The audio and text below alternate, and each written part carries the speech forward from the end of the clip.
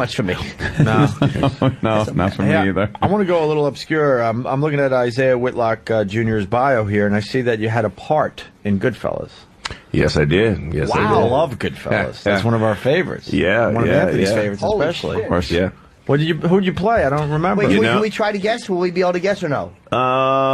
If you didn't blink, is it one of those? Well, yeah, it might be, but it's interesting because there's a scene right at the end of the movie where he goes to pick up his brother at the hospital. Yeah. Oh, yes. And so you might do two blinks there, Yeah. But he goes to pick up his brother at the hospital, and he's been strung out on coke. Paranoid with the yeah, and he's very, helicopter very following paranoid. him. And the only guy in that one particular moment that he trusts is this doctor at the hospital. And I check him out, and I give him more Valium and everything like that. Oh, shit. I send him on his way. I remember that. And what's interesting about that is I'll never forget, I went into audition, and I had done the reading for The Color of Money at Paul Newman's apartment. And there was Tom Cruise and Martin Scorsese, and we were all sitting around on the couch reading the script. And of course, I was hoping, God, I just got to get in this movie, Well, I never did. I was so disappointed. But when I went in to audition for Goodfellas, Martin Scorsese kind of looked at me and he said, I know you from somewhere. I said, yeah, I did those readings for you at Paul Newman's apartment. He says, oh, yeah, right. I thought you were wonderful. He says, well, look, don't have to read or anything like that. I like your work, and I'll just see you on the set. Oh, and I thought, and the casting director, I can't remember her name, but she was such a bitch, and she was saying, now look, when you go in and you see Marty, make sure that you do this and you do that. And then when I walked in to see Marty, and Marty and I were like best of buds, she walked out and said, well, you never told me you knew Marty. I said, I'm going to go back in there and tell Marty what a bitch you are, and I'm going to have your ass fired. What did you audition? Wouldn't it be funny if you came in and all we wanted to talk about was Goodfellas? The Wire's good, but tell us about Ray Liotta. How tall is he? That's a great film, though. Amazing. It was just great to be a part of it, But that was like the real sort of trivia thing, where I could always say, I was in Goodfellas, Yeah, that's and a biggie, man. You may not even recognize me because I look like I'm about 12 years old, We had a guy that called up once. We were looking for people that had bit parts that were just listening to the show. And some guy called up, and he was the guy that was standing in the driveway when his buddy got his nose caved in by the gun. Oh. Yeah. He was the guy that went, don't shoot. Don't shoot. That's like, wow, you had a line to it and everything. That guy's a fan of our show. And to us, that's kind of cool. Because I'm just like, you were Goodfellas, dude. I don't care if it was 2 seconds ago. Don't shoot. You remember that part, though, too. Yeah. Don't shoot. Oh, he beat that motherfucker down, man. Oh, well, don't you ever do a good pistol whipping to the bridge of the nose. Straighten you right out. Oh, my goodness. That's what you get for touching Karen. Yeah, really. And Benga, you got into acting because you had a 9-to-5 job or something like that, and you just said, I used to work fuck for the this. federal government, and I dug it. What I was doing, worked for the Corporation for National Service, and it's the headquarters of AmeriCorps and Vista Social Service Programs, and I worked in the Congressional Affairs Department. Wow. And I just got curious about acting. I didn't even really want to pursue it. I just got curious about it. Started researching it online, bought some books, and I saw what actors did. I started going on auditions just because the information was there. I still wasn't trying to leave my job. Wow. And then I got called. I got called from the Shakespeare Theater, and they offered me a role. And I kind of freaked out, and I hung up the phone real quick, and I'm like, I'll call you back. And I hung up, and then like 5 seconds later, my uncle called and told me my father died. And that was just like, I went into my supervisor's office and resigned. It was just like a sign that I had to go. And I've been acting since. How many years now?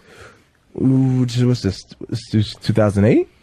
So 7 years? That was 2001. Wow, damn. Wow. I wonder if they resent the fact at the Emmys that so many, because a couple of you guys have been not around for many years. Like Tristan's very new, and you're doing such a great work, and not having been through 25 years of awful projects like so many of them have been before. Not that, you know what I mean? Maybe that's kind of a resentment from Hollywood too. That's there in the industry. If you're I'm not saying the Emmys are. Just saying in general, if you're bitter or if you had to do all kinds of things, you put that resentment out subconsciously or however, it goes out there. You're in this industry. You see how people, you're experiencing a lot of success. And there's a lot of comedians who aren't experiencing your success who have been out there a lot longer than you have. Yeah. And you feel it in the way they greet you. That's right. The Like way they when I say put my hand out congratulations. for the ring to be kissed, that kind of bothers them a little bit. You're changing, man. Not me, man. I always say, fuck it, I got mine, that's all I'm going to wear. I got my part, I don't care I don't care if you've been here 2 days. I got mine, and that's all I'm going to be concerned about, Wade, holy shit! I knew you, and like I said, I'm fresh to the wire. I'm only 2 seasons in, so I'm gonna be introduced to you in season 3. You were in The Savages, I just read. Yeah, did you see the movie? I actually saw that movie. No, but that movie, no one really saw it. I mean, let's be honest. Movie. The critics loved it. Yeah, the critics loved it, and it was nominated for a bunch of Oscars. Me and my girl, we were looking for a movie, and we went to the artsy theater, and we saw it, and it was downright fucking depressing, man. It was a good story, and you played like an orderly or something at the home, right? Yeah. Looked up for Philip Bosco. Shit, yeah. And with this thing with Laura Linney. You were like Jamaican or something in the movie, No, right? Laura thought I was Jamaican, and we had the whole scene at the end. I'm like, I'm actually Nigerian. And she's like, oh. Were you guys smoking pot together or something? No, we were smoking cigarettes. Cigarettes, right, okay. And it's funny because I don't smoke. And Philip on set, Philip Hoffman had to teach me how to smoke. I had to teach me how to look like I was smoking. Yeah. And like Laura and I have a lot of great scenes together, and where she kind of misconstrues it and kind of goes for it. Yeah. And I had to reluctantly let her down, which was great, of course. I don't know if I can recommend the movie. It was definitely a good movie. Depressing as hell. It's based on like some adult kids having to put their father into a home in Buffalo, of all places, and every scene was pretty much gray.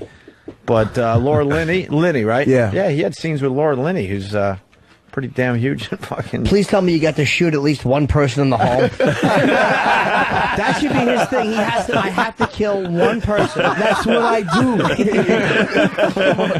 Rewrite. Well, they're old anyway. Come on. Well, Chris was not his first character on The Wire. We all remember the cameo, which I learned from watching that Wire Odyssey special. Yeah. He played, you didn't have a line, I don't think. He was an extra. He was a cop. And where? In one of the early wow. Extra. That's so odd when that happens, I was actually twice. I was an extra in the pilot background. You don't even see me. Like way background. I was way background in the pilot episode, and then like you said, I was an extra in a courtroom, and I'm bald. My face is all clean, and you don't even recognize. It's wild.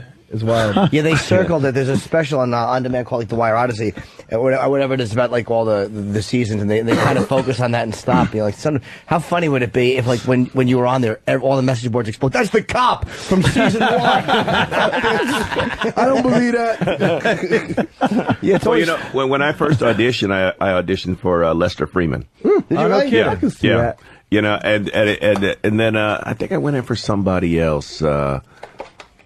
I think it was just Lester Freeman that I went in for. Do you guys, if you audition for a part and then you don't get it, and then somebody else gets it and you get another part, do you kind of watch them doing something and go, that's not the way I would have done it? Or do you always looking at Lester's dialogue, how would I say this?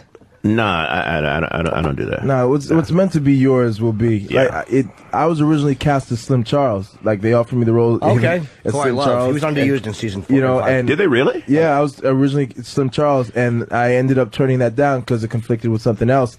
And then later on, I was like, man, maybe I shouldn't, because I didn't have anything better going on. I was like, maybe I shouldn't have turned down that role on HBO. And I didn't have anything at that point, And then some time passed, and they called me up, and they offered me Chris. They said, the writers, they really like you. They want to offer you this role, and I took it. And so and I'm very glad that I took Chris. Things happen for a reason. And when other people get roles, you definitely can't kick yourself, because that wasn't supposed to be yours. Yours is something else. The way I feel right now, I don't want to play anybody else but Clay Davis. All right. Clay should have his own movie.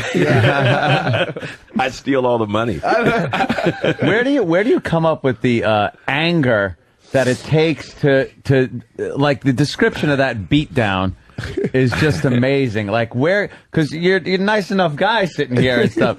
Where do you get that? It's not hard for a black man to find rage. You